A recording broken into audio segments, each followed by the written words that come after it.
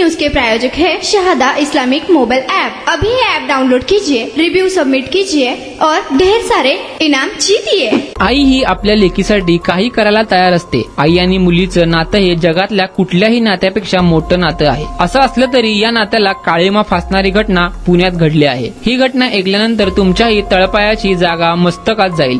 पुण्यात गेल्या काही दिवसात अशाच अप्रिय घटना घडत आहेत। त्यात आता या घटनेची भर पडत आहे। या प्रकरणात आईनेच आपल्या मुलीचे अश्लील व्हिडिओ काढले, शिवाय ते व्हायरलही केले। त्यानंतर त्या मागचे कारण समोर येता सर्वजण हादरले। भारती कुऱ्हाडे ही महिला आपल्या मुलीसह पुण्याच्या बिबिवेवाडी परिसरात राहत होती। ती 36 वर्षाची आहे। तिला 13 वर्षाची मुलगी आहे। या भारतीचे तिच्यापेक्षा 12 वर्षांनी लहान असलेल्या गुरुदेव स्वामी याच्या बरोबर अनैतिक संबंध होते। याची कुणकुण भारतीच्या मुलीला लागली। तिने याबाबत घरमालकींनाही सांगितले। मुलीच्या या कृतीचा राग भारतीच्या मनात होता। या रागातून तिने आपल्या अल्पवयीन मुलीचे धमकी देऊन अश्लील व्हिडिओ काढले।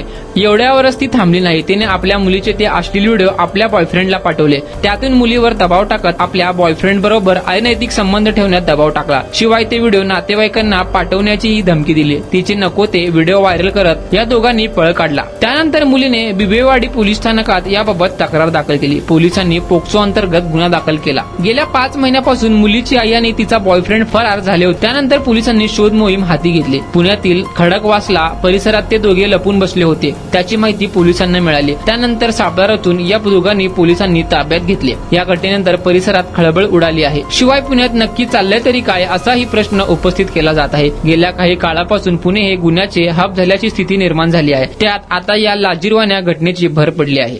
शहादा एक इस्लामिक मोबाइल ऐप है जो आपके दीन के सफर को आसान बनाता है। इसमें हर मुसलमान की जरूरी खिदमत के लिए कई फीचर्स शामिल है। ये ऐप पूरा मुफ्त है और बिना किसी एड्स का है।